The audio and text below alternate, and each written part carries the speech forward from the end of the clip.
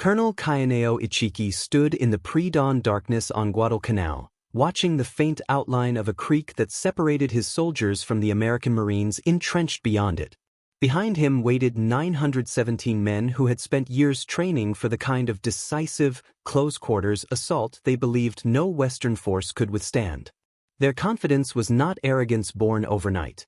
It was the product of decades of doctrine and a national belief that Japanese soldiers possessed a spiritual strength their enemies could not match.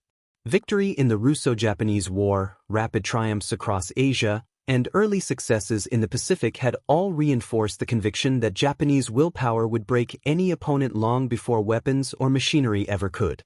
The Americans across the creek, however, did not resemble the enemy the Japanese had been taught to expect. They were Marines, young, undertrained in some cases, exhausted from the ordeal of landing on Guadalcanal, and left undersupplied after the naval disaster at Savo Island. Yet they were not the fragile soldiers Japanese intelligence imagined. They dug in around Henderson Field, living on captured rice, battling disease, and bracing themselves for an assault they knew was coming.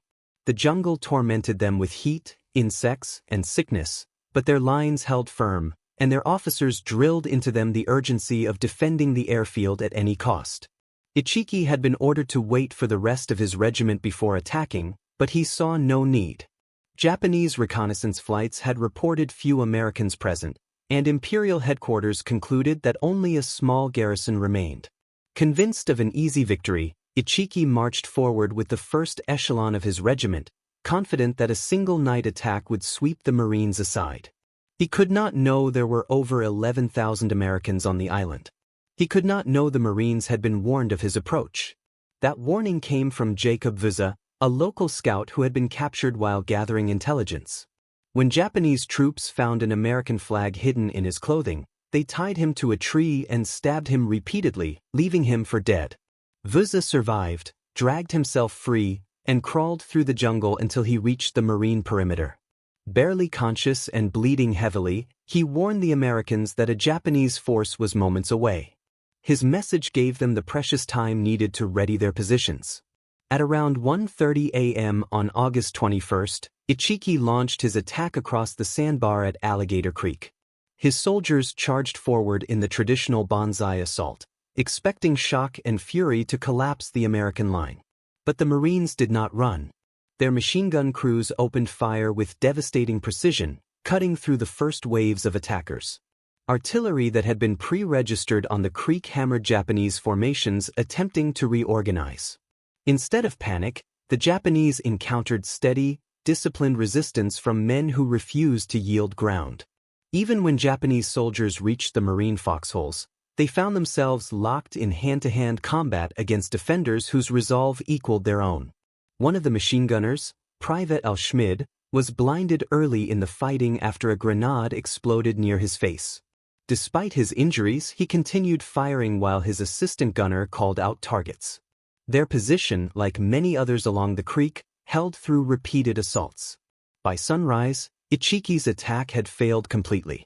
Hundreds of Japanese soldiers lay dead along the sandbar and in the shallow water, their assault shattered by a force they had been taught to underestimate. At daylight, the Marines counterattacked. Crossing upstream, they encircled the surviving Japanese positions while light tanks pushed through the coconut groves. Resistance collapsed quickly, and by late afternoon the battle had ended. Of the 917 men Ichiki had brought ashore, nearly 800 were dead. The few survivors retreated into the jungle. American casualties were small in comparison. The scale of the defeat stunned Japanese commanders, who initially refused to believe the reports. A Japanese infantry regiment annihilated by Marines? It contradicted everything their doctrine predicted. Yet the reality on the ground was undeniable. Ichiki, unwilling to allow his regiment's banner to fall into enemy hands, burned his colors and died shortly after, whether in battle or by suicide remains uncertain. For the Marines, the victory was proof that their training, discipline, and stubborn resilience could withstand the fiercest assaults Japan could muster. For Japan, it was the first fracture in a long-held belief that spirit alone guaranteed victory. What happened at Alligator Creek marked the beginning of a painful reckoning, one that would unfold across the rest of Guadalcanal and reshape the course of the Pacific War. In the days following Ichiki's destruction at Alligator Creek, the Marines on Guadalcanal understood that their ordeal was only beginning. The Japanese Empire would not accept the loss of an airfield that threatened their supply routes, and Tokyo refused to believe a single American division could withstand a determined counterattack. What the Marines did not know was that, far across the Pacific, disbelief and frustration were spreading through Japanese military circles.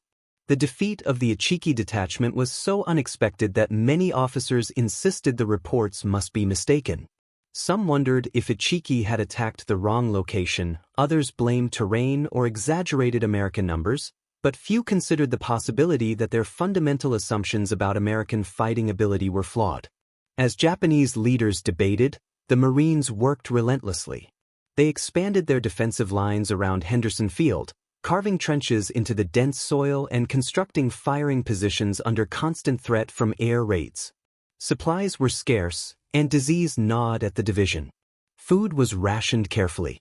Ammunition was guarded as if it were gold. Yet morale held, buoyed by the arrival of the first American aircraft on August 20th. The small but growing group of fighters and bombers stationed at Henderson Field would soon be known collectively as the Cactus Air Force. Their presence signaled that the Marines were no longer isolated, even if their situation remained precarious. Meanwhile, the Japanese prepared a second, larger assault to retake the island. Major General Kyoto Kawaguchi, a veteran commander with experience in China and Southeast Asia, was assigned to lead the next offensive. Unlike Ichiki, Kawaguchi understood that the Marines could not be swept aside with a single frontal blow. He carefully studied available reports and recognized that a direct attack across open ground would be suicidal. Instead, he planned a night assault from the south, where the American perimeter was thinner and the thick ridgelines provided natural avenues of approach. If his men could break through there, they could seize Henderson Field and unravel the entire American position. Kawaguchi's soldiers began landing on Guadalcanal in late August and early September, ferried by destroyers that slipped down the slot under cover of darkness. But the march inland was more grueling than anticipated. The jungle became an adversary in its own right. Dense, humid, disorienting. Trails vanished, units lost contact with one another, and supply columns struggled to keep up. Men arrived at their staging areas exhausted and hungry, some having eaten nothing but leaves and roots for days. Japanese logistical doctrine had never imagined an operation conducted under such challenging terrain, and the consequences now showed. Despite these hardships, Kawaguchi remained convinced his plan would succeed. Japanese troops, he believed, possessed the spiritual discipline necessary to prevail in close combat, especially at night. His optimism was echoed by Imperial headquarters, which still assumed American Marines lacked endurance for protracted fighting. The idea that well-coordinated American artillery and small unit leadership could counter Japanese fervor remained unthinkable to Tokyo's senior officers. As Kawaguchi's forces struggled through the interior, the Marines continued fortifying their defenses along the ridge south of the airfield. The responsibility for this critical sector fell to a combined force of raiders and parachutists under Lieutenant Colonel Merritt "Red Mike" Edson. He was a seasoned officer, known for his toughness and calm under pressure, and his men trusted him implicitly. Edson suspected the ridge was a likely target. Repeated Japanese air attacks seemed to focus on that area, and he pushed his men hard to prepare, even when they were tired, short of sleep, and worn down by tropical sickness. On the night of September 12th, the first elements of Kawaguchi's assault collided with the Marine lines. What followed was a violent struggle fought in near darkness, illuminated only by flares and muzzle flashes. Japanese troops attacked in waves, shouting their battle cries as they climbed the slopes of the ridge, and the Marines fought desperately to hold their ground. The line bent repeatedly. At times, it seemed as if entire sections might collapse. Edson moved among his men, urging them to stand firm, calling out orders while bullets snapped past him. He seemed almost indifferent to the danger, and his presence steadied the Marines during the most critical moments. Throughout the night, the Japanese pressed forward with extraordinary resolve, sometimes breaking through shallow parts of the line before being thrown back by counterattacks. Artillery fire directed by Marine observers fell with devastating accuracy, scattering Japanese formations before they could mass for a decisive push. Still, Kawaguchi's men continued to advance across the ravines, convinced they were moments away from victory. More than once, Japanese soldiers reached positions close enough to glimpse the airfield lights in the distance. By dawn, the ridge had changed hands more than once, but it remained in Marine control. The exhausted Japanese troops withdrew into the jungle, their assault broken. Over 600 of Kawaguchi's men lay dead on the ridge and surrounding terrain. Hundreds more were wounded or too weak to continue the fight. The survivors retreated westward, many collapsing from hunger and disease during the march. Kawaguchi, who had once believed his plan would overwhelm the Americans, now faced the grim reality that his troops could not sustain another attack. For Vandegrift and the Marines, the battle had been the most desperate of the campaign. The ridge had nearly fallen, and if it had, the airfield would likely have been lost. Yet the defenders had prevailed, proving again that Japanese assumptions about American weakness were dangerously outdated. Kawaguchi had underestimated the effectiveness of Marine leadership, the precision of American artillery, and the resilience of young men who refused to abandon their positions no matter the cost. But Tokyo did not interpret the battle that way. Instead of re-examining their beliefs, Japanese commanders concluded that the failures were caused by inadequate numbers and poor coordination. They did not consider the possibility that the Americans possessed fighting qualities equal to their own. It was easier to believe that faulty execution, not flawed assumptions, was to blame. And so they prepared yet another offensive, one even larger than the last, unaware that they were moving deeper into a campaign that would drain their strength and alter their strategic fortunes across the Pacific. As September gave way to October, the struggle for Guadalcanal entered a far more brutal phase. The Japanese high command refused to accept that Kawaguchi's failure on the ridge revealed any deeper problem with their assumptions. Instead, Tokyo concluded that the setbacks resulted simply from inadequate manpower. The solution, in their view, was obvious: send more troops. The Imperial Army would launch a coordinated assault so overwhelming that the Marines would be forced either to surrender or be annihilated. Confident that American fighting spirit could not withstand a concerted blow, the Japanese began assembling a much larger force for what they believed would be the decisive operation of the entire campaign. Lieutenant General Harakichi Hayate, commander of the 17th Army, arrived on Guadalcanal to oversee the next offensive personally. His presence symbolized Tokyo's belief that the matter must be resolved with finality. He brought with him elements of the prestigious Sendai Division, a formation with years of experience in China and Manchuria. These were officers and enlisted men who had fought in some of Japan's most demanding campaigns. Their discipline, training, and confidence seemed to provide exactly what Tokyo believed had been missing from earlier operations. But the Marines were not passive. Vandegrift understood that another major attack was coming.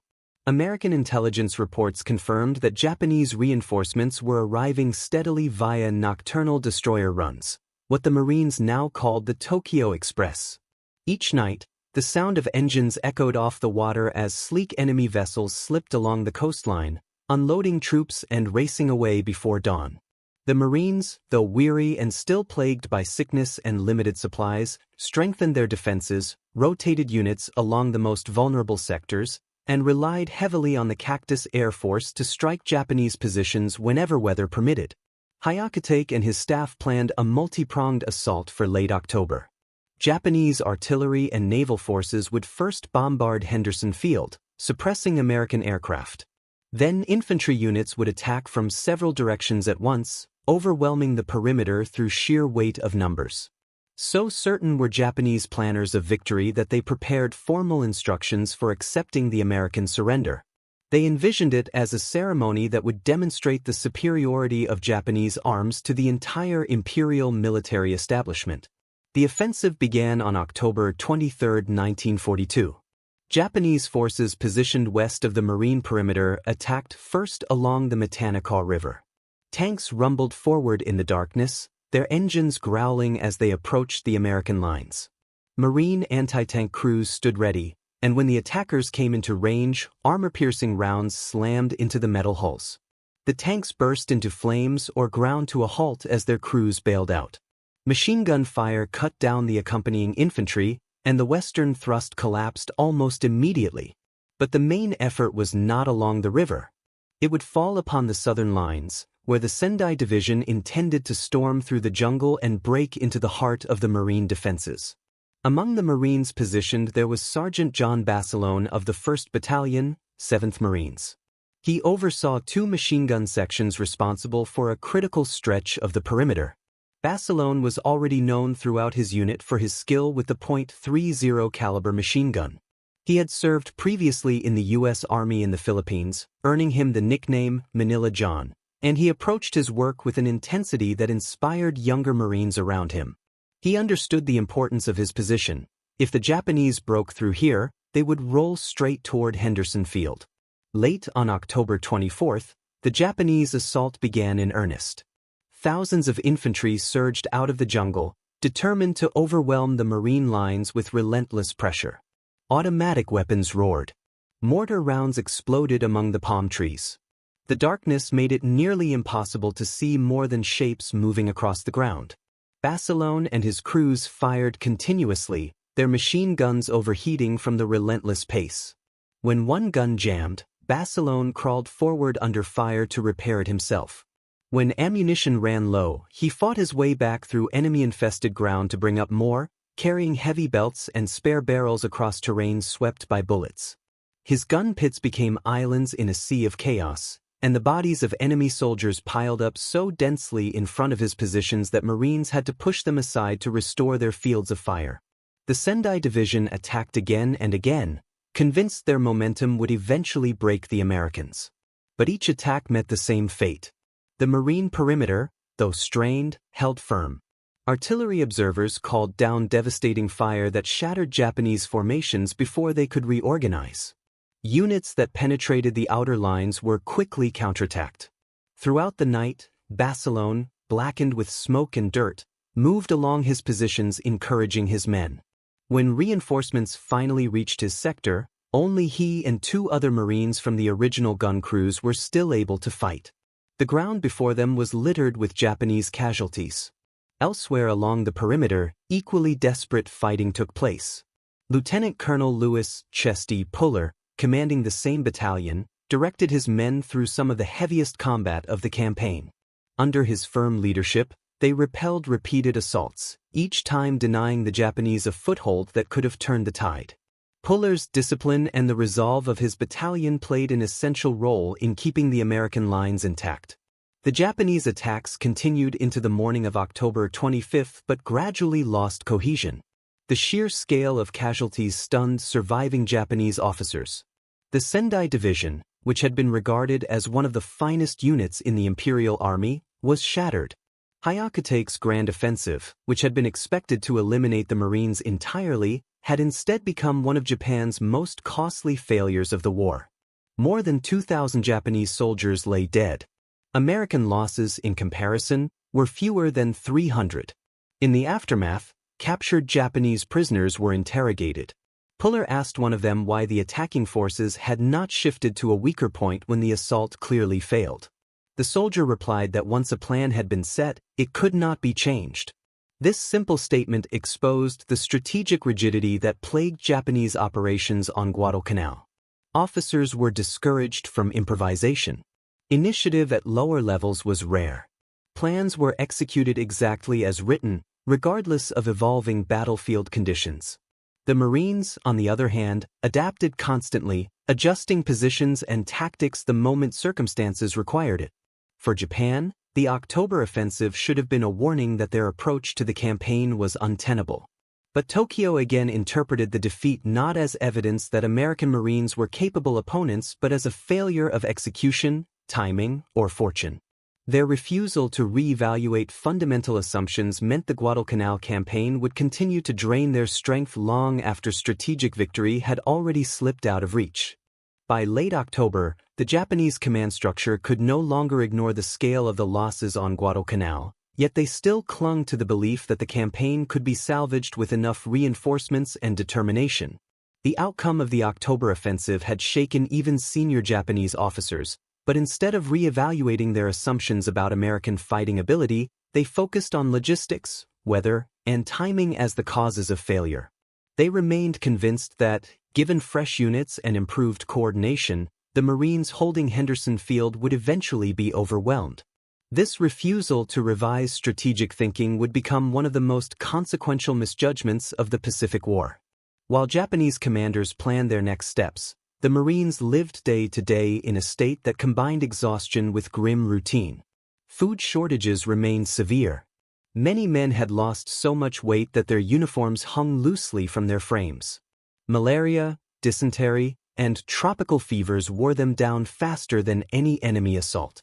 The island's oppressive climate seemed determined to break them long before Japanese forces did. Yet despite these hardships, the morale inside the perimeter held remarkably firm. Henderson Field's aircraft continued launching daily strikes against Japanese shipping and troop movements, and each successful mission made the Marines feel less isolated. The small, battered Air Force had grown into a deciding factor, reducing the Japanese ability to reinforce and resupply their troops ashore. Beyond the perimeter, Japanese soldiers faced far worse conditions. After repeated failed offensives, surviving units retreated into the island's western jungles. There, without adequate supply lines, they quickly descended into starvation. Japanese logistics had never been designed for extended operations in such terrain, and the Cactus Air Force ensured that transport ships or barges attempting to deliver food were either driven off or destroyed. Destroyers running the Tokyo Express could bring troops but not enough provisions to sustain them. Soldiers who had once stormed fortified positions now survived on whatever the jungle offered: roots, leaves, even strips of bark.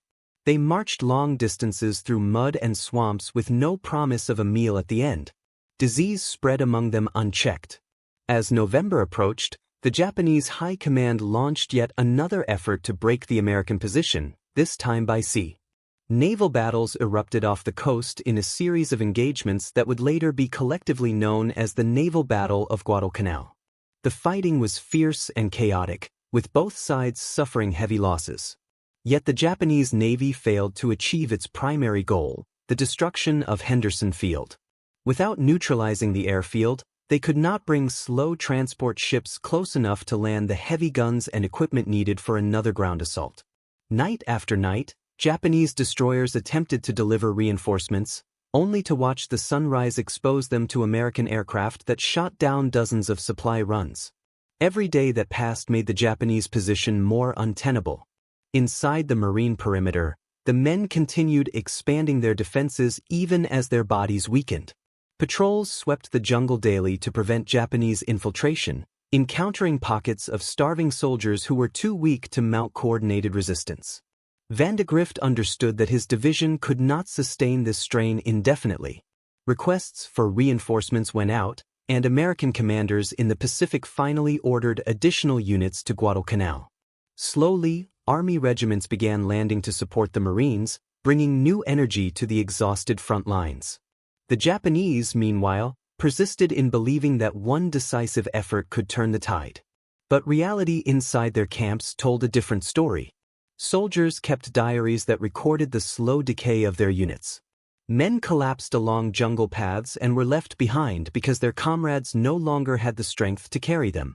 Officers wrote grim notes about dwindling rations. Starvation became so widespread that Japanese troops devised a macabre rule of survival. A soldier who could still stand had roughly a month to live. One who could sit upright might last a few weeks. Those who had to lie down had only days, and those who could no longer blink were expected to die within hours. The psychological toll was immense. For the first time in the Pacific War, Japanese soldiers confronted a sense of hopelessness. They heard the rumble of American aircraft every day and could do nothing to stop them. They saw American supply ships arrive safely at the protected beaches while their own reinforcements starved in the jungle. Their commanders had told them that American forces would collapse when pushed, yet surviving Japanese soldiers had witnessed Marines hold their ground through night assaults that should have broken ordinary men. The myth of Western weakness was disappearing in real time. By December, Hyakutake understood that his troops could no longer mount a serious offensive. Disease and hunger had decimated entire regiments. The Sendai Division, once proud and battle-hardened, was nearly destroyed. Hyakutake sent a stark message to Tokyo acknowledging the reality on the ground. He explained that the situation was hopeless, that his troops could not obtain food, and that they were no longer capable of resisting American attacks. He even requested permission for the entire 17th Army to abandon defensive lines and die charging American positions rather than fade away inside jungle dugouts. In Japan, senior leaders recognized the gravity of Guadalcanal's consequences. Admiral Isoroku Yamamoto, who had predicted before the war that Japan had only 6 months to win a decisive advantage, now acknowledged privately that the campaign had become more desperate than even the Russo-Japanese War's siege of Port Arthur. The Imperial Navy had lost irreplaceable ships and aircrews during the repeated attempts to reinforce the island. The men who remained on Guadalcanal were too depleted to fight effectively. Bitterness spread through staff discussions. Officers grimly understood that the hope of quickly defeating the United States had evaporated in the humid jungles and coral ridges of the Solomons. Meanwhile, American forces on the island continued to strengthen. Newly arrived Army units relieved the Marines in some sectors, allowing them time to recover. Supplies flowed steadily into Henderson Field, enabling consistent operations by the Cactus Air Force. For the first time since their landing, the Americans felt they had gained control of the island's tempo. Patrolling intensified, American lines expanded westward, and the Japanese perimeter shrank under pressure. The Americans still suffered, but their situation was improving. They had enough food to survive, enough ammunition to fight, and enough manpower to rotate units. Their enemy, on the other hand, was fading. The Japanese Empire had committed its finest troops and most experienced leaders to the campaign, only to see them consumed by starvation, disease, and repeated tactical defeat. The psychological impact spread far beyond Guadalcanal. Japanese planners began to understand that the United States would not break as expected, that American troops possessed a resilience equal to their own, and that industrial and logistical advantages would only widen as the war continued. As 1942 drew deeper into its final months, Guadalcanal transformed from a contested battlefield into a symbol of collapse for the Japanese forces struggling to survive on it. The airfield the Marines had captured in August became more than a strategic foothold. It became the fulcrum on which the entire Pacific War began to turn.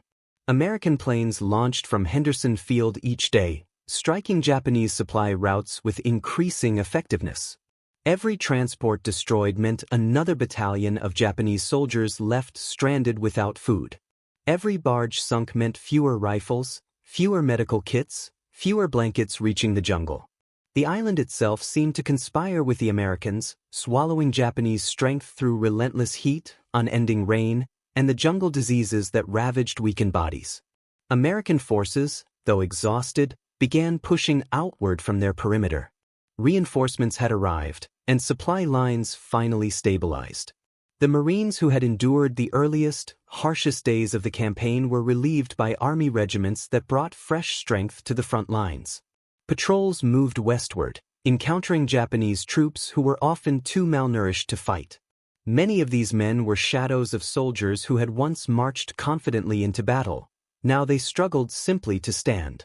Some carried weapons, but their hollow faces revealed that they were losing a war not only against the Americans but against hunger itself. The Japanese Army's internal communications reflected a growing desperation. Officers recorded in their diaries that men were starving at such a rate that entire companies could no longer function. A soldier who could stand was considered lucky.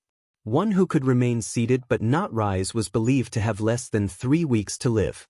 Those who lay flat on the ground, unable to lift their heads, were seen as days from death. The standards of survival had been reduced to these grim calculations.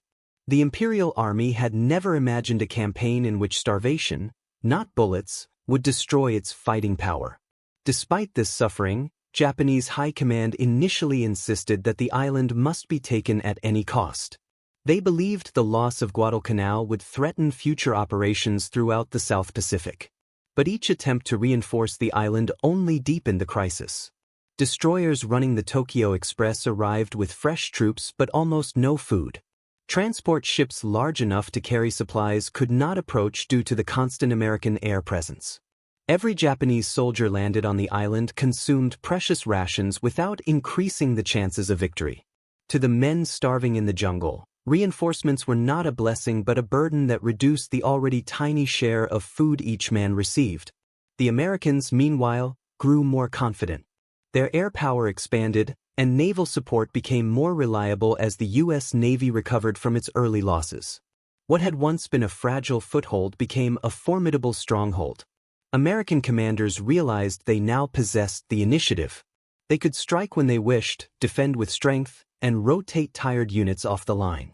The Marines who had arrived in August looking gaunt and sickly still carried the scars of months of hardship, but they now fought as veterans who understood both the terrain and their enemy far better than when they first landed. For Japanese soldiers enduring endless misery, one moment in December captured the hopelessness of their situation. Lieutenant General Harakichi Hyakutake, who had once walked the island with confidence, now sent a stark message to Tokyo. His men were starving, unable to gather intelligence, and incapable of prolonging resistance without supplies. He warned that the 17th Army could no longer guarantee even basic defensive operations. The implication was clear: they were no longer fighting a war, they were clinging to survival. Admiral Isoroku Yamamoto, the architect of earlier Japanese victories, read Hyakutake's message with alarm. He privately compared the situation on Guadalcanal to the brutal siege of Port Arthur during the Russo-Japanese War, a conflict remembered for its staggering casualties and desperate assaults. For Yamamoto to place Guadalcanal in the same category demonstrated how dramatically the campaign had exceeded Japanese expectations. Losses at sea, in the air, and on land had drained Japan's strength in ways Tokyo could no longer conceal. Finally, after months of catastrophe, Japanese leadership accepted what many officers on the ground had already realized: Guadalcanal could not be retaken. Continuing the fight would mean sacrificing tens of thousands more soldiers for no strategic gain. The decision was made to evacuate the remaining troops, but the plan was kept secret even from many field commanders. Japanese planners called it Operation KE, describing it publicly as yet another reinforcement mission to maintain morale. In reality, its purpose was to save whatever remained of Japan's forces on the island. For the Americans, December and early January brought a noticeable shift in enemy behavior. Japanese attacks became sporadic, less coordinated, and increasingly desperate. Patrols encountered abandoned encampments filled with bodies. Uniforms hung loosely from soldiers who had once been among Japan's finest. Some men attempted to surrender, a rarity within an army trained to view such an act as dishonorable. Others died alone along jungle paths, too weak to keep pace with their units. The island had become a graveyard long before American forces pushed the Japanese fully into retreat. As January progressed, American units intensified their advances. The Army's arrival allowed Marine divisions to regroup, but the fighting remained fierce in certain pockets where Japanese forces attempted to make final stands. Yet these defenders no longer formed cohesive units. Hunger and disease had reduced many battalions to mere fractions of their original size. Soldiers fought with the last reserves of strength, sometimes collapsing mid-battle from exhaustion. The final days before Japanese evacuation were marked by confusion. American commanders noticed increased enemy naval activity offshore but could not determine the purpose. Small clashes occurred across the shrinking Japanese-held territory, but the once powerful Sendai Division no longer resembled the veteran force it had been months earlier. When Operation KE was finally executed, Japanese destroyers slipped along the coast under cover of darkness. Instead of bringing reinforcements, they rapidly loaded survivors, men who had endured months of defeat and hunger, and spirited them away before American forces realized what was happening. Over 3 nights in early February 1943, more than 10,000 Japanese soldiers were evacuated. For them, survival alone felt like a miracle. Many were severely malnourished, suffering from diseases that would follow them for years. The men who departed Guadalcanal had seen comrades starve, collapse, and perish in numbers so large that even Japanese officers, accustomed to hardship, struggled to comprehend the scale of the tragedy. For every American killed during the campaign, nearly 10 Japanese soldiers had died. When American forces finally secured the island in February 1943, the full meaning of Guadalcanal began to settle over both nations. For the Americans, the campaign had been a brutal initiation into the Pacific War, fought by young Marines and soldiers who had arrived with minimal training, insufficient equipment, and little understanding of the environment they were entering. Yet they had held their ground through months of disease, isolation, and attacks from an enemy long believed to possess superior spirit and endurance. For the Japanese, the evacuation marked not just a tactical defeat but the shattering of an idea that had shaped their military identity for decades. Guadalcanal was the undeniable proof that Americans could fight with a tenacity equal to their own. In Tokyo, senior officers studied reports from the island with growing alarm. They saw the casualty figures, the exhaustion of their once elite units, and the destruction of aircrews and naval forces committed to reinforcing the island. Japan had invested some of its finest soldiers, the Ichiki Regiment, the Kawaguchi Brigade, the Sendai Division, only to watch them broken by a force that had been dismissed as inferior before the campaign began. They had lost ships at Savo Island, Cape Esperance, and in the waters that later became known as Iron Bottom Sound. They had lost aircraft and the skilled pilots who flew them. But the most significant loss was not material. It was psychological. The belief in the unquestionable superiority of Japanese fighting spirit, the foundation of their wartime confidence, had proven false. American forces on the island did not see themselves as symbols of anything larger while the fighting continued. They were too busy trying to survive malaria, dysentery, and constant shortages. They drank contaminated water, slept in mud, and survived largely on captured Japanese rice. Many Marines lost so much weight that their families would not have recognized them. Yet they continued to dig in, patrol, and defend the airfield that had become the heart of the battle. When they learned later how Japanese commanders had viewed them, soft, undisciplined, incapable of real combat, they reacted not with anger but with disbelief. They had simply done what was necessary, as they saw it, to keep each other alive. The Marines who fought at Alligator Creek, Bloody Ridge, and the October Offensive became part of a legacy that reshaped the Corps. Their commanders, Van de Grift, Edson, and others, received honors for leadership under impossible conditions. Van de Grift was awarded the Medal of Honor and later became the first Marine to reach 4-star rank while on active duty. Edson, whose stand on the ridge helped save the airfield, also received the Medal of Honor. The ridge would eventually bear his name, a reminder to future generations of the intensity of that night. And among the enlisted, Sergeant John Basilone became one of the most enduring symbols of Marine valor. His determination during the October Offensive earned him the Medal of Honor, but he considered it a tribute to the men who fought beside him rather than a recognition of individual heroism. Offered safer assignments and opportunities to promote war bonds, he declined and returned to combat, later dying on Iwo Jima while performing acts of courage as remarkable as those he had shown on Guadalcanal. The 1st Marine Division, so battered by disease and combat that it needed months of recovery after its withdrawal, carried the memory of Guadalcanal forward into the rest of the war. The division's insignia would forever bear the name of the island, a permanent reminder of what its men had endured. The nickname, the Old Breed, used affectionately by the veterans of the campaign, became part of the Corps' identity. Every Marine who wore that patch in the years that followed inherited a legacy forged in the mud and jungle of the Solomons. Across the Pacific in Japan, Guadalcanal became a quiet lesson rather than a celebrated memory.